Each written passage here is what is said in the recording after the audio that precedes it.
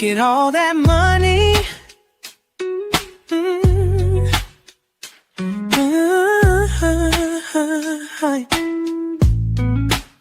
Look at all that money. Yeah, the money that they've spent. Take another look and take some time for hemp. Don't cut trees for paper, 'cause it hurts the environment. Stop deforestation, yeah, it's time for hemp.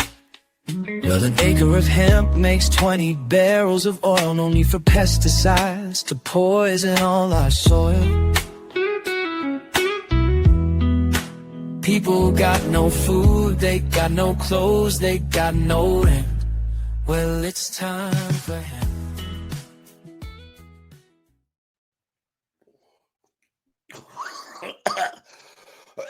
Good morning and good afternoon, mercy, and good evening wherever you're at. That was a good hit. And speaking of good hits, we would be grateful if you had a good hit underneath and hit the like button and maybe the subscribe button if you haven't already, and share us with your friends. I am your host, Casper Leitch, and you are watching Time for Hemp all around the world on the Time for Hemp Global Broadcasting Network, and we thank you for tuning in. Before I get too far down the road, I do want to remind you that anytime you hear the word joint on the big broadcast, that you hit your pipes, your bongs, your vaporizers, and your joints, and join us as we take time for hemp. We have a groovy show today. Every show is really groovy, but this show is groovy because we have a guest on today who's from a state that borderlines my state. I'm from Indiana. This gentleman will be from Kentucky. And we're going to be talking a lot about the history of the Kentucky hemp fields, which really is very significant to the history of this country. And that's why it's quite an honor to have this individual on as a guest. I also have a hunch that he and I have had a few joint friends in the past that we'll be talking about. But before we do that, let me bring on one of my joint hosts, Al Graham. And Al Graham, how are you doing up there in Canada? I'm doing good. How you doing down there in Indiana? Pretty groovy. But I tell you, what's got me excited about your work is that you continue to do this on a regular basis on a thing called Pace Network. That's right. Yes, Pace Radio Network. We have broadcasting 7 days a week, and we touch on cannabis as well as psychedelics. You hear from patients, you hear from business owners, and you hear from advocates as well. And what kind of programming? You're like 24/7? Is that it? You're on all the No, time? not 24/7 unless you click on a podcast. But we have programming each day of the week. Monday, we've got the news. We got talk show with cannabis and coffee on Monday. So there's two shows Monday. Tuesday, there's two shows broadcasted. Wednesday, there's one show that's broadcasted. Thursday's got one. Friday's got one. Saturday, we're going for hours nonstop. Everything is replayed that's been playing through the week. So when people tune in, they can get a chance to get some great entertainment and learn an awful lot about our favorite plant, cannabis hemp. Exactly. Oh, and I can't forget to mention the Veterans Action Council. They are on Sunday evenings. Well, and speaking of veterans, we also have another joint host on the big broadcast who's also an amazing author. He's got a groovy little book that I'll let him tell you about. Al Byrne. Al, thank you for joining the big joint broadcast here at Time for Hemp. Glad to. Morning. And it's not a little book. Come on. It's 360 pages long. And it's that's a significant book. It took me a long time to write that.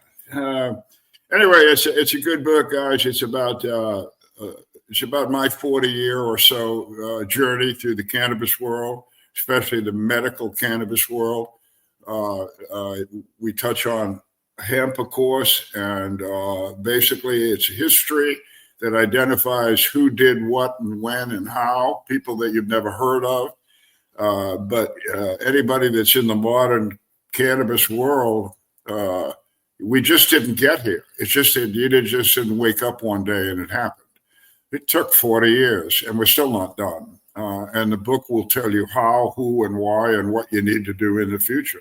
I'm very good at telling people what to do. The other thing is, It's a book full of information, cannabis information, medically orientated. So if you're a doctor, a nurse, any kind of health professional, a patient, a loved one of a patient, or just a friend, buy the book, learn something. Might help your friend, your mother, your father, whoever, to have a better life, maybe even have a cure for whatever is wrong with them, up to and including cancer. We have found this plant to be remarkable. And so that's what we're going to really talk about today, is a remarkable plant, mainly in the vein of hemp. So we're going to hear about all these different things that hemp can do. And I'm glad Casper mentioned that Kentucky, where our guest is coming from, was instrumental to the development of the United States of America. I'm going to let Joe tell you about that. But Kentucky was the place that allowed the early Americans to have hemp everything, hemp rope, hemp clothing, sails for their sailboats, for their ships. Anyway, our guest today is a gentleman named Joe Hickey Sr. from Kentucky, a historical hemp state, if there ever was one. Joe, welcome.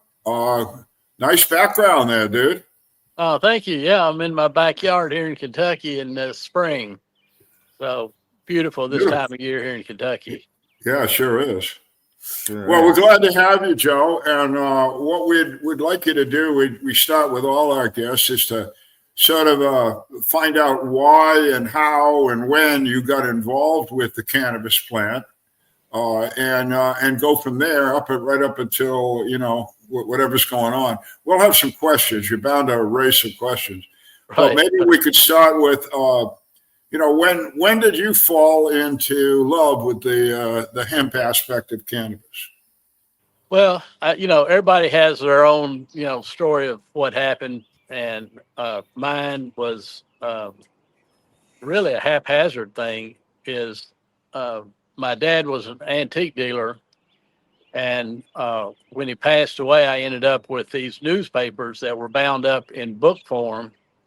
And so I'm reading through them, just looking at the history, because it was back when I think Lindbergh was flying from New York to Chicago to Atlanta to Miami and down to Belize. And I just left Belize where the government had changed and we lost all our contracts. So I was back in Kentucky wondering what I was going to do next. And so I'm reading through these newspapers, and one day I see the headline says F.G. Clay resigns from the Kentucky Hemp Growers Cooperative. And it hit me like a ton of bricks, because we've got the Kentucky Tobacco Growers Cooperative, but to find that there was a hemp cooperative, I was like blown away. I was like, what's going on? Because I'd never heard of it. No, I've never heard anybody even talk about a hemp co-op in Kentucky. I knew that hemp was grown in Kentucky before Kentucky was a state. And it was in Danville, I think, was where the first crop was grown, Danville, Kentucky.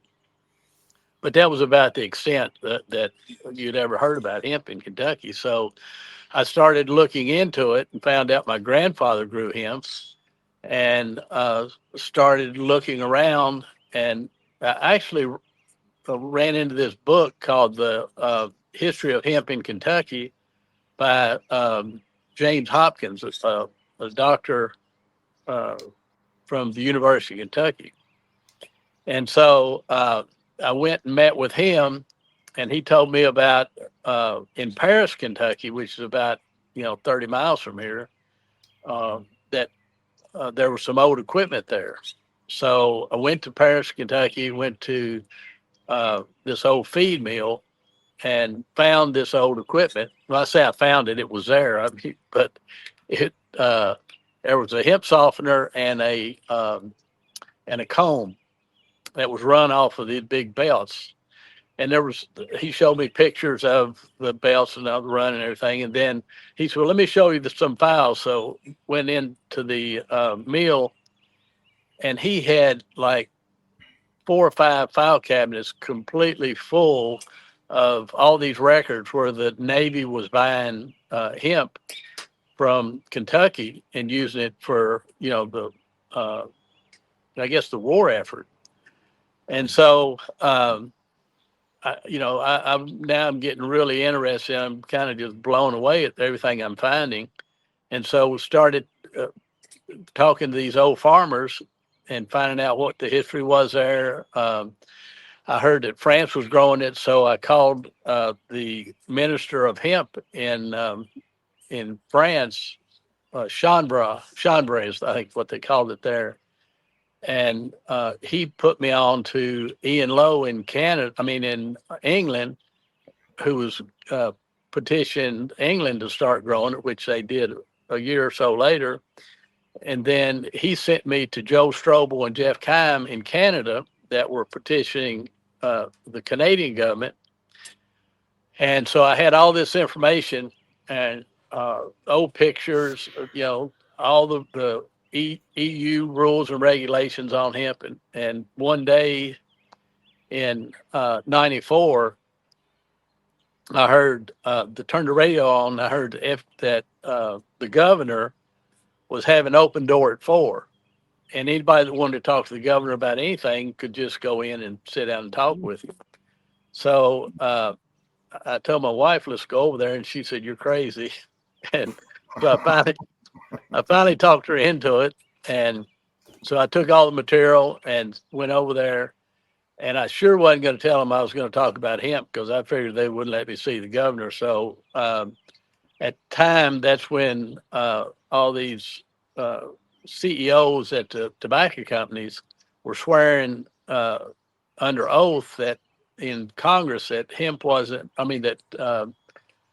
that tobacco wasn't, or nicotine wasn't addictive. And I knew what was going to happen. I saw the writing on the wall. Anyway, so I laid all this information out to the governor and told him, that, we're going to lose tobacco. These farmers, we got to do something to help the tobacco farmers. And so after looking through all this information, he looked up at me and said, Joe, if you were governor, what would you do with all this information? And I said, well, governor, if it was me, I would form a task force to look into, see if what I'm telling you is true or not. And he said, well, I don't doubt that. He said, I don't doubt it at all. And I went, well, it's not so much you, it's more the public. And if the public, sees that what is going on here, then they'll believe it if it's coming from a task force. And he said, I think you're exactly right, Joe. He said, he looked over at his ag guy, Jim Claypool, and said, I want you to work with Joe and let's get this done.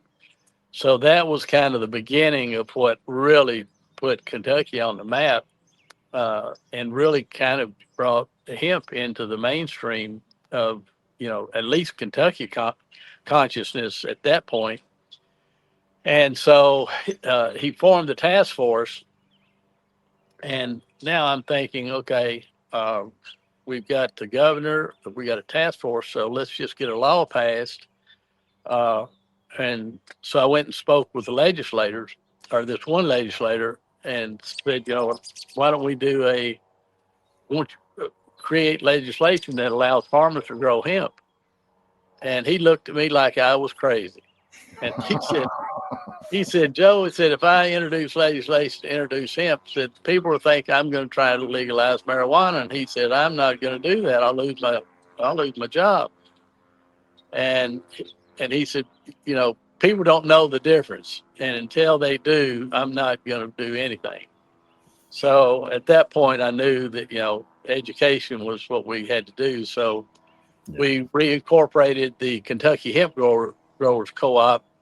And I had teamed up with Dave Spalding, who worked in the ag department at the University of Kentucky, and Andy Graves, who was the president of the Fayette County Farm Bureau. And his dad, Jake Graves, was the chairman of the board emeritus at Nashville City Bank. So he was a pillar of the community, head of the fox club, the fox hunting club. So we told Jake, we're going to reincorporate this. We'd like for you to be the chairman of the board. And we'd like to talk to you about hemp. And he said, you boys don't need to tell me anything about hemp. He showed us a picture. When he was 16 years old, his dad had died. And it was a picture of him weighing hemp with one of the guys that was breaking hemp. And he said, I know all about hemp. And we're going, well, this is perfect. So, and early on, we talked, he tried to get hold of Senator, what's his daggone name? But anyway, the top senator here in Kentucky. I'm going blank on him, but it'll come to you. It'll come to you. Yeah. All of a sudden you'll blurt out a name. Well, he's still there. He's the guy that's been up in the Senate longer than anybody else. He was the head of the Senate. But anyway, he called him because he knew him personally, and Mitch McConnell. And, Mitch McConnell, exactly. Yes. Mitch said, Jake, he said, I can't even be seen with you. And, years later, now he's this would kind of be his legacy because he was the one that really pushed it to get the bill passed in 14, then again in 18. But anyway, so it formed a task force. We started educating all these people, hoping we'd get legislation at some point. And one day, a buddy of mine that was a friend of Woody's, he showed up at my front door, and Woody said, I'm hearing about everything that you guys are doing, and I want to come and be involved in it. And that's Harrelson, folks. Woody Harrelson he's talking about. Yes, the actor, Woody Harrelson. And so so we started going out. We did events with Woody. We did a essay contest for high school kids and grade school kids with the thought that if you educate them, then they'll go home, and more than likely their parents are going to have to help them with the essay, so they would learn something about it. It's odd how it's so backwards these days. Right. Well, and this happened later on, but what happened with the legislators is we knew that, legislators are just hard to really get to. So what we did, we put a care package together with all these hemp products, creams and lotions and soap and all this stuff. And we sent a package to every single legislator's wife in Kentucky. Wow. There you go. There you go. And so, so he knows, man, get the women and you got the men. Yeah. So, I mean, what we were doing was what, you hear of guerrilla marketing. That's basically what we were doing. Yeah. And so after a few years, we were getting all kinds of PR. And in 96, Woody had just finished shooting, the movie had come out, The People versus Larry Flint. And Larry had been testing the First Amendment, the right to free speech. And so we were thinking, okay, he was testing the law. So we think, okay, well, let's test this law where they had changed the law here in Kentucky because a friend of mine, Gatewood Galbraith, had run for governor like 3 or 4 times. And he was like a statesman. He was tall, lanky, and he was an attorney, but he knew the law. He knew the legislation. He knew, I've heard of Gatewood. I've heard of Gatewood all the way up here in Canada. Where were you, Casper? Well, Gatewood was one of the first guests on my television series. I met him in 1991 at the Earth Day event in San Francisco. Jack Hare learned a lot from Gatewood Galbraith. Gatewood Galbraith put together the marijuana feasibility study in the 1970s, and his grandpappy, as he used to say, grew hemp, and Gatewood was born and raised in hemp. Gatewood taught me that Kentucky was the wealthiest commonwealth in America until they outlawed cannabis, after which it went from being the wealthiest commonwealth in America to the most poor. coming in last when it comes to economic, coming in last when it comes to jobs, coming in last when it comes to education, all because they outlawed hemp. Gatewood was a perpetual governor candidate and really opened a lot of minds. A very, very dear friend of mine. When he passed away, it was a really sad year. Gatewood was a champion of Time for Hemp. He was a guest on the show about once every other month for as long as he was alive after 1991. And Gatewood pushed me into doing Time for Hemp, even when I felt like it was time to retire. So Gatewood's one of my biggest heroes, and I loved him dearly. And then just before we lose that picture of Gatewood there in the middle, that's Casper there on the right with hair. No kidding. Yeah. Yeah, hair and a mustache. But it tells you how old that picture is. It's probably also historic because of the fact that of it being cannabis-related TV show back in the 90s.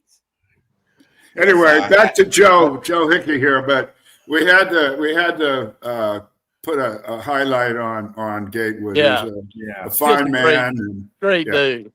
Yeah. So anyway, he was so effective that they would stop him. You know, he in the Democratic primary he would lose, so that he didn't get to really debate. He would debate in the Democratic side, but not on the Republican side. So, and it was, you know, it kind of pissed the Democrats off what he was doing. So he just said to hell with everybody. He signed up as independent, so he got to go in and debate the Republican and the Democrat, and he just absolutely eviscerated those guys. He was famously said that there was it was called the Bot Trop scandal, where these legislators were selling their vote for like $200 a piece to vote for this trotting track in Kentucky, and they caught them doing it. And so during one of the debates, he said, if I had known you could buy a legislator for $200, said marijuana would have been legal a long time ago. So anyway, so what they did to, you know, because he had just they didn't know any other way to get back at him. So what they did, they took out the exceptions in the Kentucky law for that in the marijuana, where it says marijuana is this, and except for, and then it talks about the parts that are hemp. So they took all that part, they eliminated that in the legislation as a dig for Gatewood. So I got the idea, you know, because Woody had just finished shooting Larry Flint, the People versus Larry Flint, where he was testing the law. I said, Woody, let's test the law. And I said, let's plant hemp seeds and get you locked up. And he went, what? He said, get me locked up. He said, I can't get locked up. I said, well, they're not real, you know, you won't be going to jail. They'll take you down and book you, but, you know, you won't end up jail. He said, well, what's the worst thing could happen? I said, the absolute worst thing could happen would be 30 days in jail. He said, I don't know about that, Joe. And I said, look, you're not going to get convicted, so don't worry about it. And so we finally sit down and figured it out. And what nobody really knew at the time, and I've only said this a few times, is we really set the whole thing up. I went to a buddy of mine who's an attorney and told him what we wanted to do. And so he met with a guy, he was a county attorney. I think it was Lee County. But anyway, so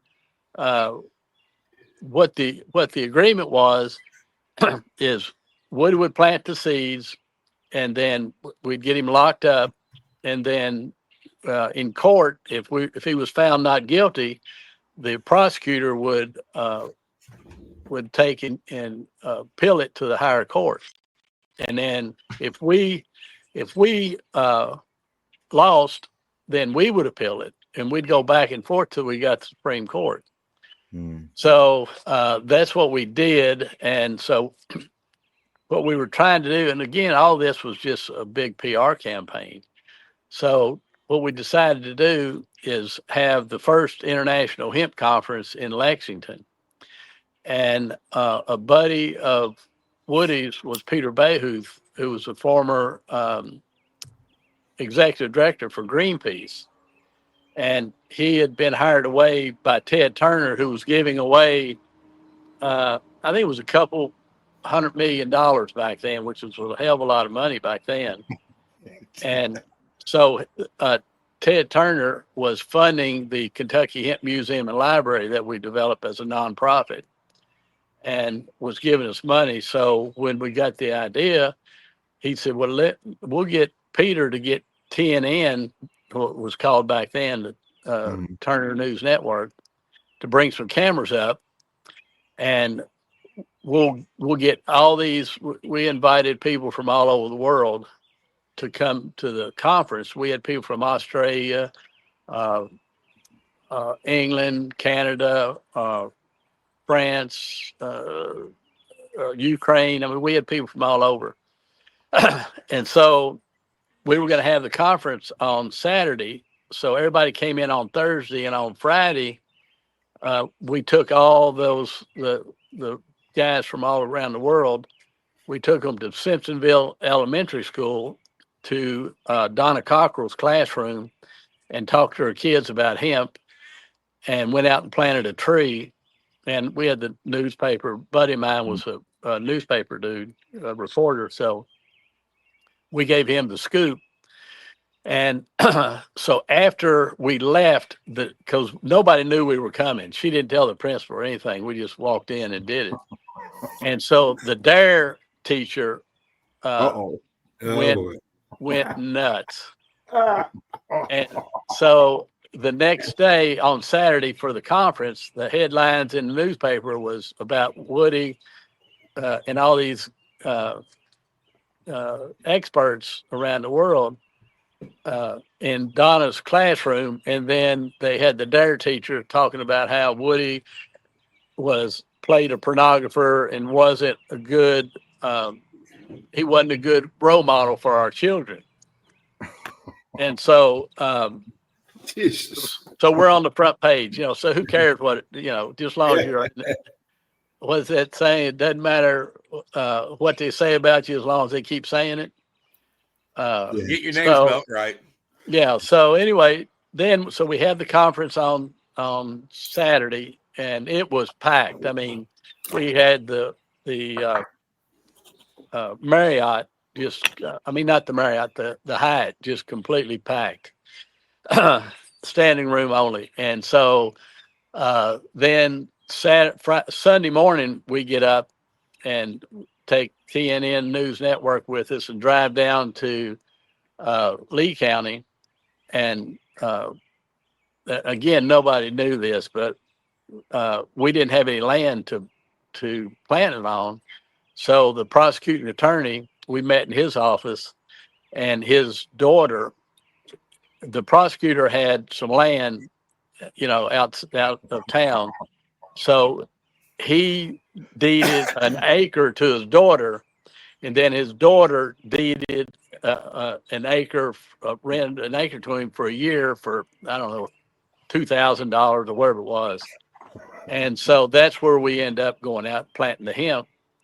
And so Woody's planting the hemp. I call the sheriff, and so the sheriff shows up, and Woody's got a hemp shirt, hemp pants, hemp shoes, hemp hat, everything, and he's got a grubbing hoe digging in the ground, and it's just rough old ground. And so he's digging it up, going, farming's awful hard and all this. And so the sheriff shows up, and he's going, what's going on here? And Woody's going, well, he holds his hands out, and he got 4 hemp seeds, because 5 would have been a felony. That's how crazy it was back then.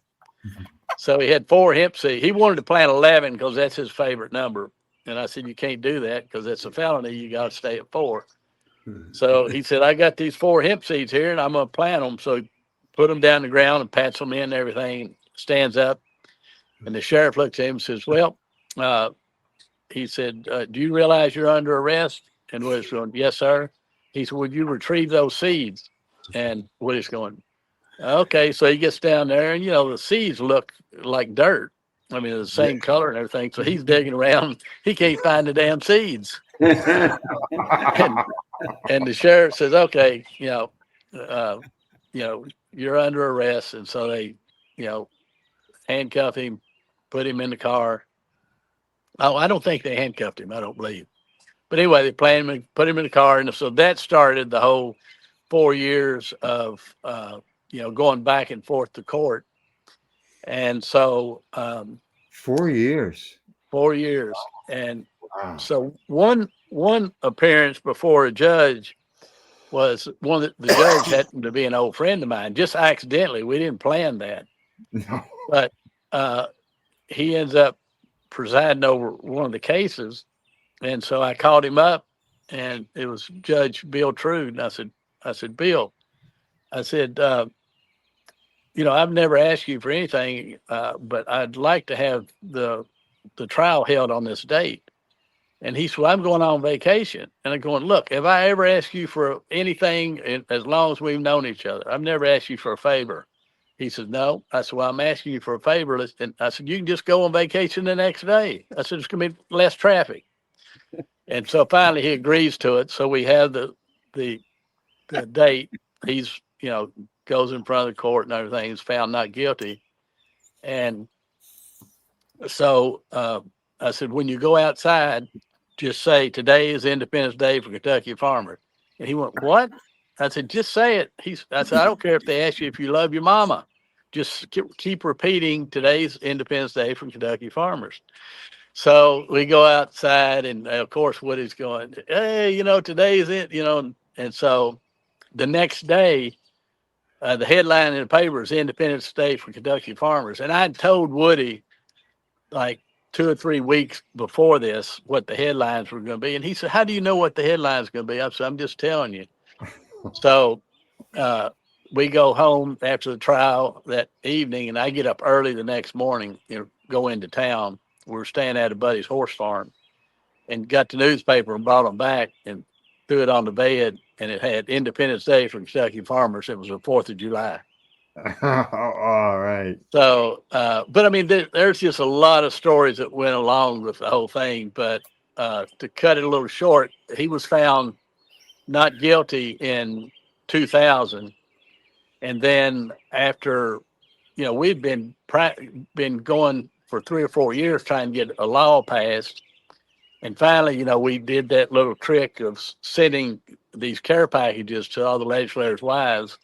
And we had also done, Woody paid for a survey from the University of Kentucky that came out. It was 76% of Kentuckians somewhat are strongly favored allowing farmers to grow hemp. So we had that with us. And so we go to the legislators, and we went to David Williams, who's the president of the Senate, because it had already passed 2 years before in the House. And he said, if you boys can get the enough votes, he said, I'll let it hit the floor. So we had enough votes, and we tried to talk with him. He wouldn't even meet with us. So Governor Nunn, who had talked into doing Woody's closing statement for his trial, I went to him, and that's another great story, but I went to him and told him that, what was happening, that David Williams, the president of the Senate, wasn't going to let this hit the floor like he said he would. He said, are you sure you guys got the votes? We're going, yeah, we got the votes. He went, jump in the car, and he drove, 80, 90 mile an hour everywhere he went. And so we get over there, go up into the Capitol. We walk in his office, and the secretary says, Governor, he's got somebody in there with him. And he just says, that's fine. And he starts to walk in. He said, Joe, just wait out here. So he walks in, comes out. This other guy comes out a couple minutes later. And then about 5 minutes later, the governor comes out. So let's go. And we get out in the hall. He said, it's going to be heard tomorrow. So it got heard the next day and got passed. And the one thing that really helped Kentucky out is I had the forethought of adding one sentence to that legislation. It's the last sentence in the legislation that said, Kentucky immediately adopts any and all federal rules and regulations pertaining to industrial hemp. So when the Farm Bill passed in 2018, we were able to, well, we'd started a company in Canada in 98 called Kennex. It was the first hemp processing facility in North America. And so we'd taken some of the seed that we'd collected back in 92 and 93 and 94. We'd taken that seed to Canada and crossbred it with a Hungarian variety and came up with a variety called Denny, after Woody's daughter, Denny, Montana. And so we smuggled the seeds into Canada and then smuggled the seeds back out of Canada. And I like to say we smuggled it, but it was actually UPS. But so we planted the seeds that year in 2014. So we were the first state to plant legal hemp. And we planted that seed back in the same field that we had collected some of the seed from. So it was like the seed coming back home. Oh, cool. And so, and I'll tell you the story real quick about when at Woody's trial, I asked the governor to do the closing statement. And so before the trial started, I gave the governor a hemp bar. And I said, if you can figure out a way of using this during the trial, do it. So he's up there giving the closing statements, and the prosecutor, Tom Jones, had already given his closing statement. So he's up there talking about, and you guys know what jury nullification is, and I don't know if most people do or don't, but it's basically saying that the law is wrong. And you're not allowed to do jury nullification anymore. But he was doing it, and he's an ex-governor, and the judges let him just go at it. I guess he was afraid to stop him, but he was going, if you think the law's wrong, you shouldn't convict somebody on an unjust law. And then, he said, I've got a hemp bar here. And he said, with permission of the court, he starts opening it. He doesn't ask for permission. He just says, with permission of the court, I'm going to open this. So he takes a bite and he's chewing it, and finally, and he's looking back and forth at all these jurors. And finally he took a big gulp, swallows it, and he's looking at them. He said, well, ladies and gentlemen of the jury, he said, I got it on me and I got it in me. He said, so if you're going to convict Mr. Harrelson here, said, you're going to have to convict me too. And you can see the jurors, everybody just got quiet, And he said, I want to tell you one last thing. He said, my esteemed colleague here, Attorney Tom Jones, says that Mr. Harrelson is only here because he's trying to legalize marijuana. And Tom Jones is writing, he's writing like he's busy, and he's looking down, and the governor walked right up to his thing, and he said, if I believe this for 1 second, ladies and gentlemen of the jury, and he took his hand and slapped it down on the table real hard. He said, and Tom Jones jumps up, and everybody, it kind of startles everybody. And he said, I'd be sitting at this table right here. And then everything was quiet again. And he turns around, walks down, sits back down next to Woody. And the jurors go out, and it wasn't 25 maybe 25 minutes. They came back out, and I'm watching them. I'm sitting next to Woody, and they're going, Woody, it's not guilty. He said, how in the hell could you know it's not guilty? I said, because they're looking at you. They wouldn't be looking over this way if they was not guilty. He said, you think? I went, yeah. And so he was found not guilty, and that was what really changed those 6 years right there between 94 with 7 years, I guess, in 2001, really were the defining moments that really brought hemp back into the consciousness of the whole American people. Which is why we brought you on here, Joe, because you are a legend, man. And those stories are, wow. damn, I'm sitting here going, and you didn't put this guy in your book, Al. What's wrong with you? But hey, I was behind the scenes most of the time. You know, Well, I who was the guy. I was the Yeah. guy behind the curtain. You were Yeah, the guy but behind the curtain, but you're pushing all the right buttons because wow, that's quite the story. And Yeah, and not remember only that, I remember when Woody got busted and seeing that on the news and everything.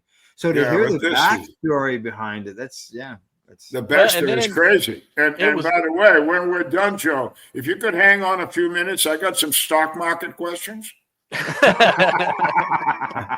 Well, another thing is, and Andy Mead was was my friend that was a reporter, and Andy said, Joe, this was the first time in the history of this newspaper that somebody has been on the front page of the paper, because Friday's thing with the school was on the front page on Saturday, and Saturday's conference was on the front page on Sunday, and the planning on Sunday was on the front page on Monday. So we had the front page of the newspaper 3 days in a row. That had never happened before, unless it was a war or something, or some kind of catastrophe. But Well, I'm going to ask a family question of you.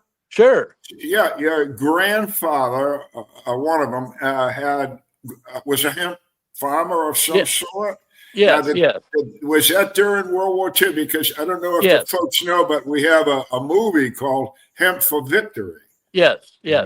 And so was your grandfather involved in Hemp for Victory somehow? Well, I mean, that's what he was growing for. I mean, he was growing. Well, that's what I mean. Yeah. No, that was. Yeah, so he was growing. I just want to, audiences don't know this shit, Joe. They're all young kids. They don't know squat. We're old men. We know everything, right? So what I want to point out to these people, as you mentioned it, the United States military desperately needed hemp in World War II to win the war. Yeah. They needed hemp. The boots were made out of this, parachute cord, the mooring lines, etc., for huge battleships. All this stuff was hemp. Well, I'll tell you another story about Kentucky. Was Henry Clay, who was another orator. He was the guy I was trying to think of that Gatewood reminded me of. But Henry Clay was he had gone to, because he was like an ambassador to Europe or to Russia. He had gone to Europe and smuggled back hemp seeds out of Russia, because they had some of the best fiber varieties over there. He smuggled that back and brought it to Kentucky and planted it. So that's how far back this goes. Yeah, we're in the 1770s or something, the 60s when they did. Yeah, 70. Yeah. Well, yeah, Henry Clay would have been, I guess he probably would have been in the early 1800s. Okay. Jefferson, though, did the same thing. The president of the United States, when he was an ambassador or something, took seeds back from France, smuggled them in because he could, diplomatic immunity and all that. Right. So our history is, so you're right up there with the other good smugglers. You're smuggling stuff in from Canada. And let me jump in here for just a minute. A friend of mine by the name of Jack Hare, who hired me as the individual who unearthed the film Hemp for Victory. Yep. He had contacted the Library of Congress on several occasions by letter and phone, asking for a copy of it. They said that it did not exist.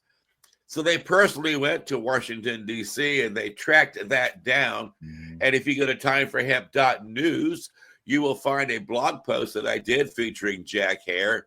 And on that blog post is a video of the Hemp for Victory film. And before you watch the film, it's only 14 minutes in length. Jack Hare does a presentation on how he discovered it. And then after the 14-minute presentation, he talks about the significance of it. So it gives you the opportunity by going to timeforhemp.news to find out exactly how that film was unearthed and the significance of that important historic film called Hemp for Victory. Thank you, gentlemen. But Jack Hare should always get credit where credit is due. Absolutely.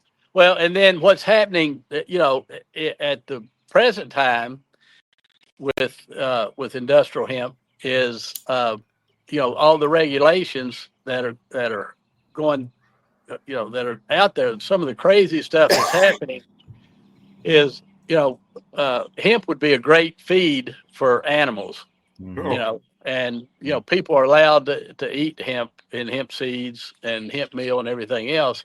But the FDA says you can't feed it to animals unless it's grass certified, and hemp isn't grass certified. And the only reason hemp doesn't have the grass certification, in 1958 they started the grass program, generally accepted as safe, or okay. generally regarded as safe, is what it is, GRAS.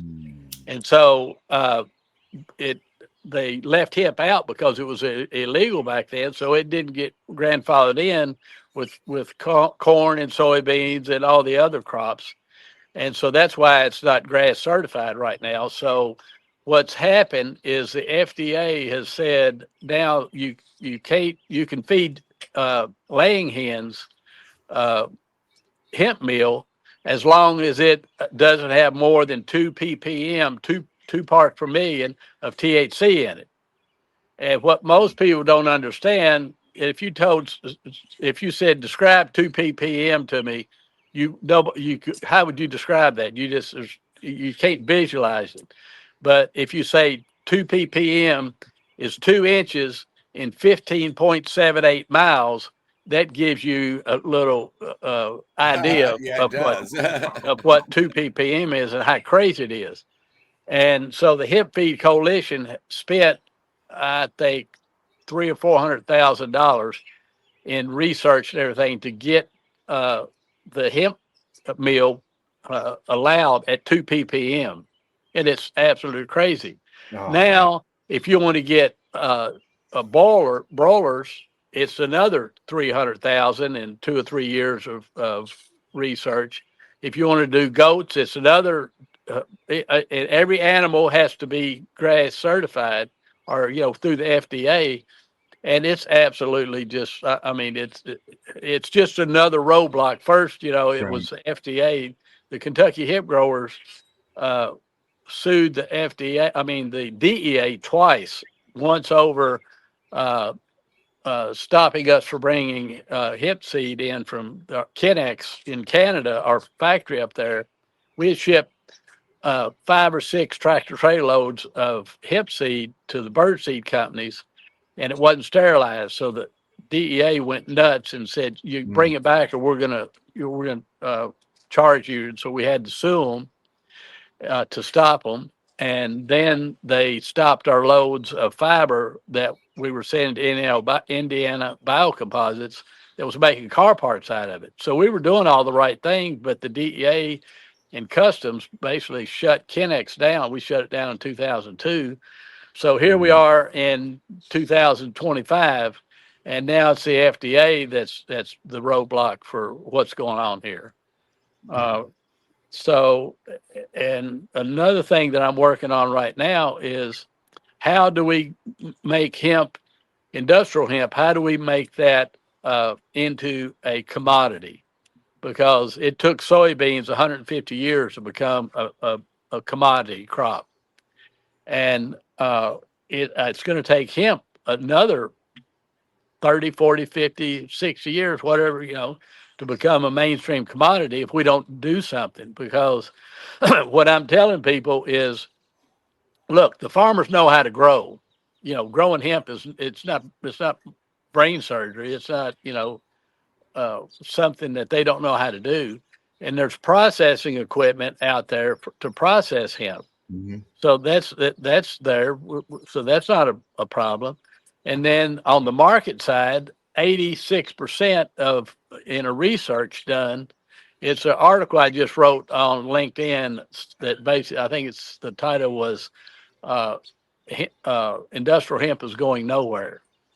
And basically what I'm saying is, we've got 86% of people saying that they'll buy plant-based products, and they'll support any company that that produces hemp-based products.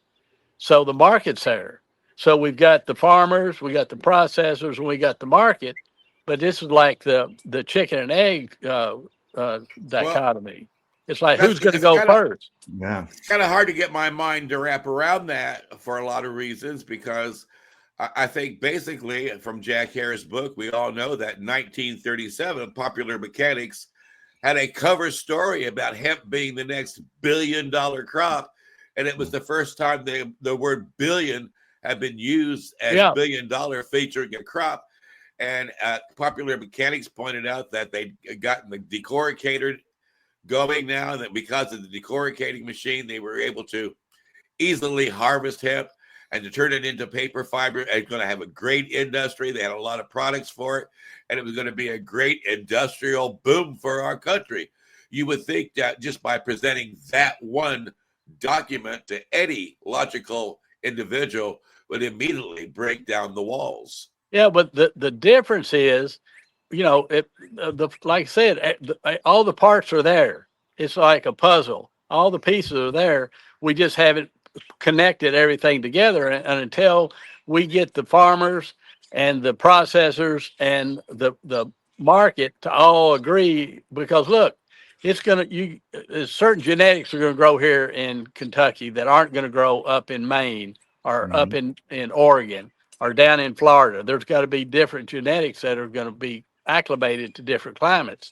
So that Right. has to be addressed. But Right. but all the pieces are here to put together. We just have to get the will and the fortitude to get everybody to sit down at the table and saying, okay, if the farmers grow it, okay, then the process will process it, and you have the end users that guarantee that they'll buy it. That to me, that's where it starts, because if the farmers grow it and they don't have any place, they're not going to grow it unless they can sell it, and the processors aren't going to spend millions of dollars to build a processing facility unless they know they have the farmers and the market. And the market's not going to do a damn thing until they know what the price and the quality and the guaranteed supply chain. If they know that's there, then they would do it. So my thing is, I came up with a pledge. It's on the Federation of International Hemp Organizations, FIHO, FIHO.org, and up on the top right hand side of the it has pledge. You can click on that, and it'll go down and take you to a pledge. And what it's for companies to sign up that say, once you can show me a guaranteed price and a guaranteed quality and a guaranteed supply chain, then you meet all my criteria, then we'll buy it. And if we can get these big corporations to sign that pledge that shows their support, now it's going to be easier for the processors to go to the bank and say, look, Toyota says they'll buy our fiber from us if we can get this guaranteed supply chain. So we need the money to build 3 facilities because they're not going to buy from one. We've got our farmers. Here's our farmers right here that says they'll grow it. And all we need is the money for the processing facility. It makes it easier. So to me, it's going to take, this is going to go the same way as soybeans unless we all sit down and work together to make this a commodity, because the hardest thing to do is to build an industry from the ground up. It's the hardest thing to do. Al Grant, this is a good spot for you to jump in here because I know Canada has a huge hemp industry, and that they've even utilized it to help to create a hemp car, and they make hemp foods and they can make hemp clothing. So how are they doing it up there? We have actually near me, about an hour to the southwest of me, there is a hemp farm, as well as northwest of me, there's another place that's a big hemp farm, and they have a sign out there letting people know that it is hemp, just so that people don't think that's cannabis and want to go in and think that they can just steal it, right? So, but there's hemp products. I've got hemp T-shirts, hemp hoodies. You can buy it in the stores, hemp products. Farmers have it. I know that as well. We've had one of our past guests, Shauna Dunbar. She was on. She was talking about her house that is made out of have hemp products in it, as far as the bricks and other things within the interior of the house. And yeah. Well, the big problem that we're having now is the cannabis folks. What I say, and which is true, if the difference between hemp and marijuana or cannabis is like the difference between a horticultural crop and an agricultural crop. And people are saying, well, the only thing that's really making any money right now is the cannabis crops.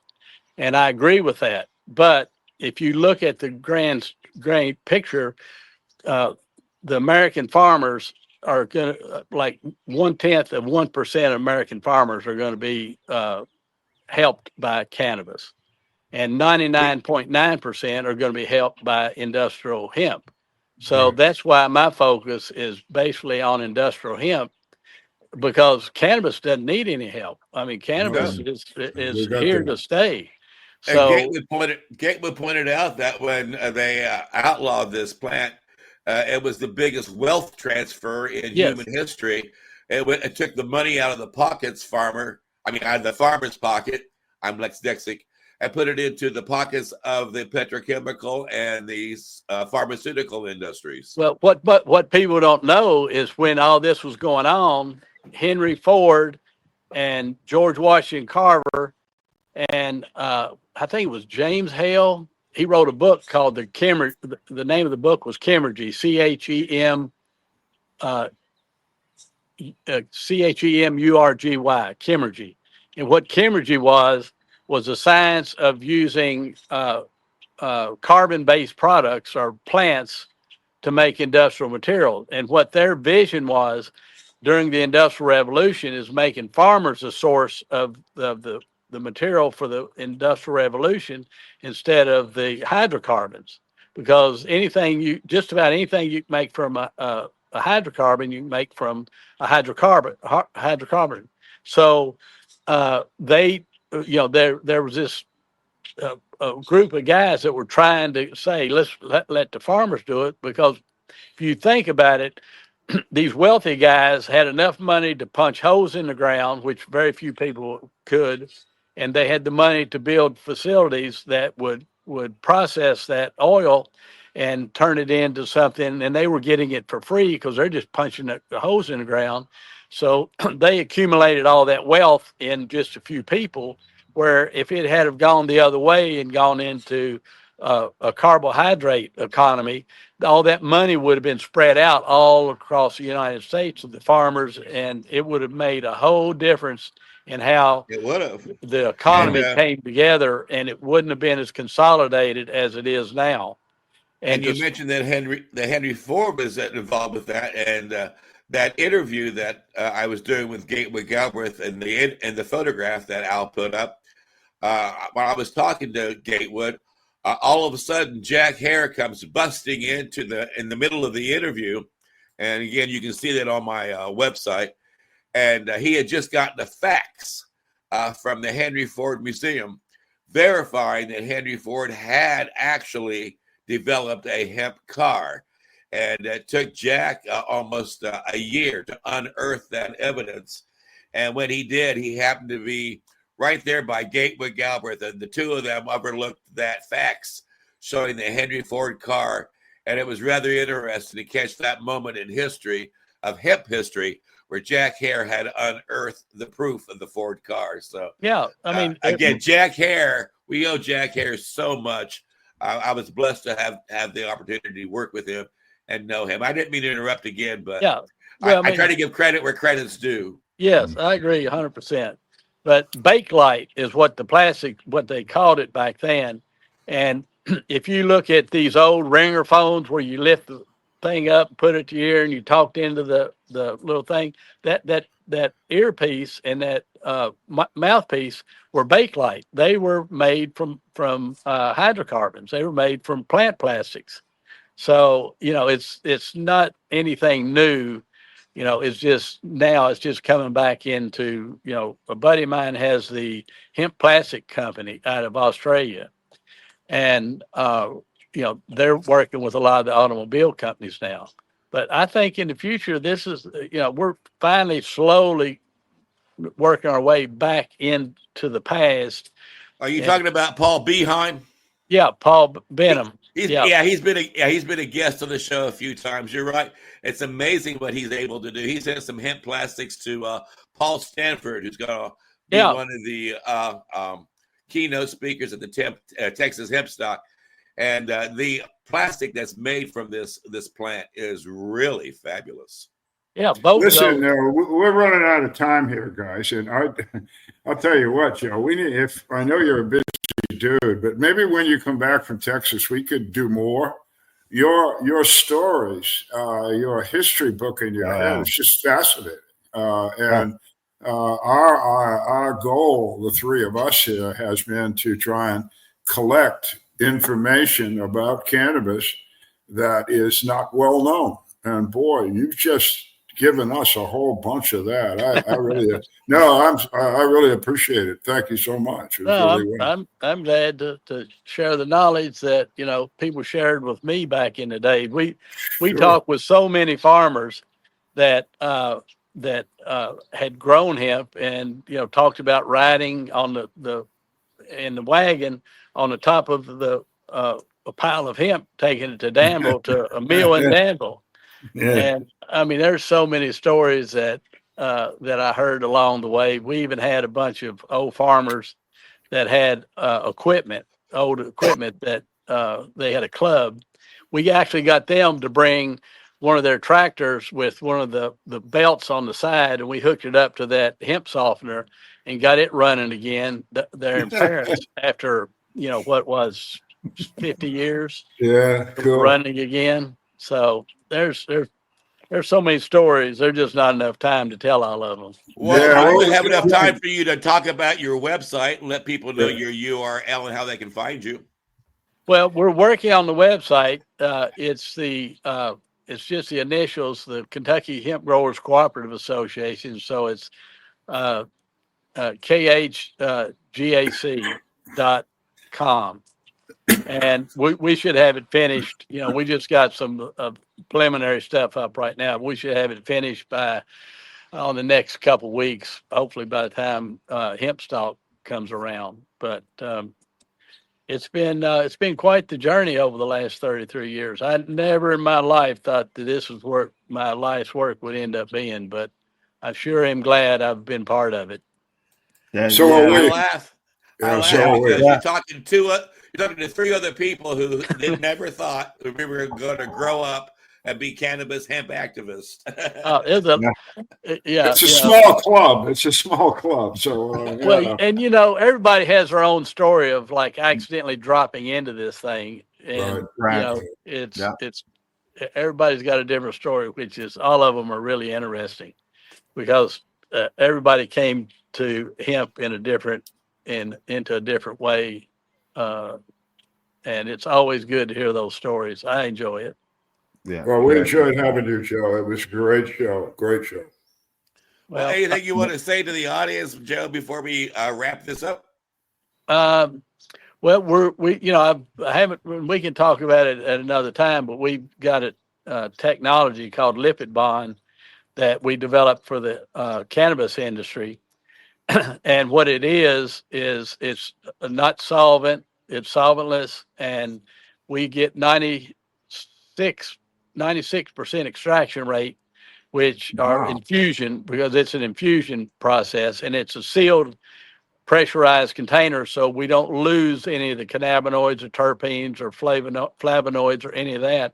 So we get exactly whatever you put in there comes out, and we can take cannabis and put in there and put some ashwagandha or mushroom or anything else in there with it, and it infuses everything that's in there into the carrier oil. And so it's a way of really purifying, or not purifying, but getting everything out of the plant, because if you use CO2 or ethanol, you lose a lot of the minors and you lose a lot of the terpenes and everything else. But with this process, you don't lose anything. So it's a way of mimicking exactly what's in whatever you put in there is shows up in the oil.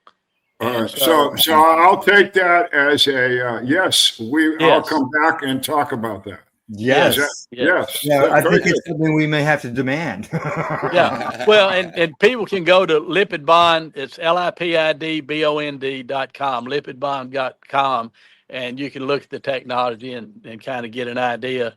We even had a guy that was testing all of our stuff.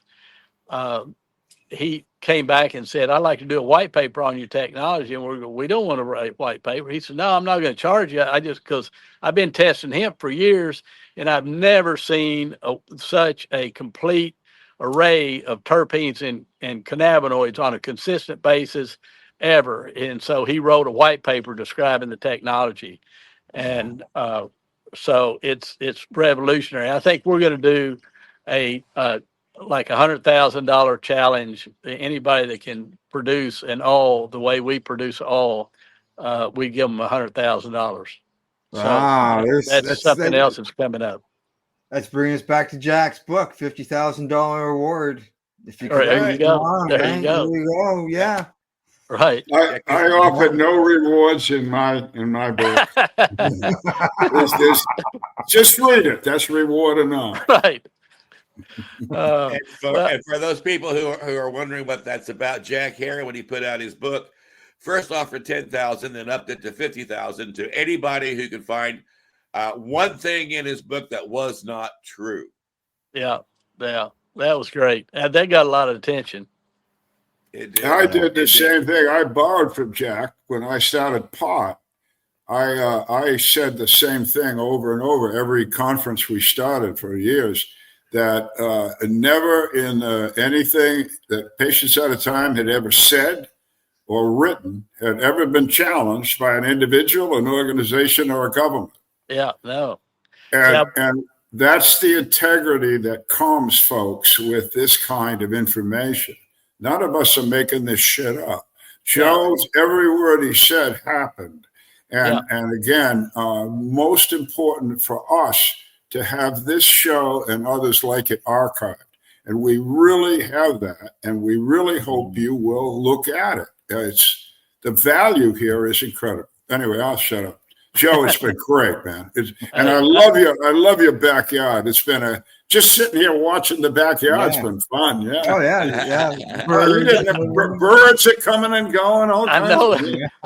I think the birds were kind of drowning me out there at one point. Maybe there's a bunch of them running around there. Well, the next time we come back, these banana trees back here will probably be 8 or 10 feet tall. I've got like 400 here in the backyard, so it looks like you're in Hawaii during the summer here. All right, I look forward to the update in the bananas. And you guys, if you ever come to Kentucky, you got a place to call home. Thank you so much. Thank you, Joe. Appreciate that. Thank you. And Al Byrne, tell people once again how they can get your book. Well, it's a book without Joe Hickey in it, so it's a little bit less than I thought it was. But it's everywhere: Apple Books, Amazon, Barnes and Noble, wherever you get a book, it's a book. There's 360 pages. You can buy that hard soft cover, which I like because I like to have a feel of a book in my hand. But it's also an ebook. They want me to make it into a voice book, and I'm thinking about it. But right now it's an ebook, and again, it's history, it's stories after story after story, just like you heard from Mr. Hickey. It's people and what they did and how they did it, and some of it's hilarious, like Joe was saying. Some of it's deadly serious and very scary to the freedom, et cetera, of the people that were involved. But it's all true, as best as I could recall. It's 40 years. So it's a long second of time. But it, again, concentrates for me more on medical cannabis, where Mr. Hickey's life is concentrated more on hemp. I mentioned hemp. It's very important to the book, but it's a medical cannabis book. And again, if you're a healthcare professional, you should read this thing. Every healthcare professional that has come to me since I've published this book has said simply, wow, there is so much in there I did not know. And I have passed that on to my buddy who's a nurse or my doc that I work with. And So it's a valuable book, and I hope you'll all enjoy it. And Al Graham, I know that you're busy up there with the PACE Network, trying to let everybody know how important it is to make this plant a wonderful thing to use in our daily life. Yes, you can find us at paceradio.net. PACE stands for People Advocating Cannabis Education. Not only do we have cannabis, but we also talk about psychedelics as well. So, and it's not just radio. Guys, it's just not radio. It's just a radio network, but it's all video. It's all in video. It's just because when PACE Radio Network and the PACE Radio Show got started, we weren't doing any video. It was just all in audio. And when I went to the video route, I just kept the radio end in there. And not only do we do video stuff, but we do release the audio podcasts afterwards. So we're still radio. We're still doing radio. And as Al Graham pointed out, and Al Byrne has pointed out, and as Mr. Hickey has pointed out, we make it a point to tell you the truth. And Time for Hemp has been preaching the truth about this plant from the very first time we opened our mouth and said how important it is to take time for hemp.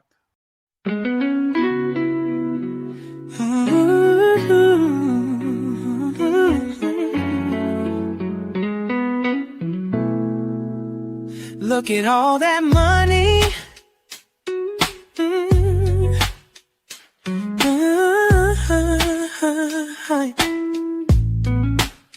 Look at all that money. Yeah, the money that they've spent. Take another look and take some time for hemp. Don't cut trees for paper, 'cause it hurts the environment. Stop deforestation, yeah, it's time for hemp. Well, an acre of hemp makes 20 barrels of oil. No need for pesticides to poison all our soil.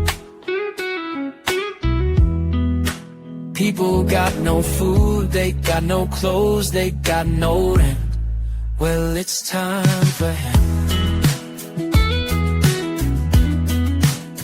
Throughout Earth's history, hemp has been used, no mystery.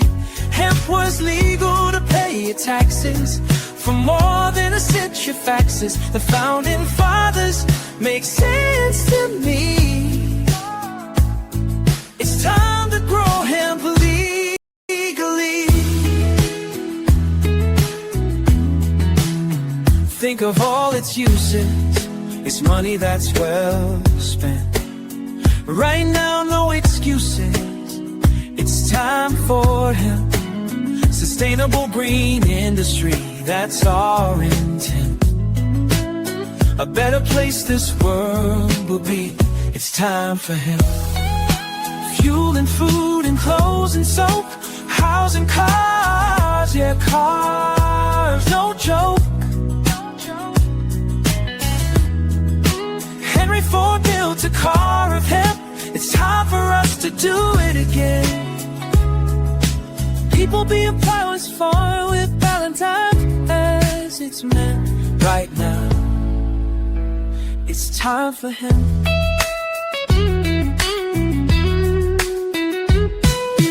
Hemp is a true necessity for the wealth and protection of this country. Thomas Jefferson spoke those words. He knew the value of these herbs.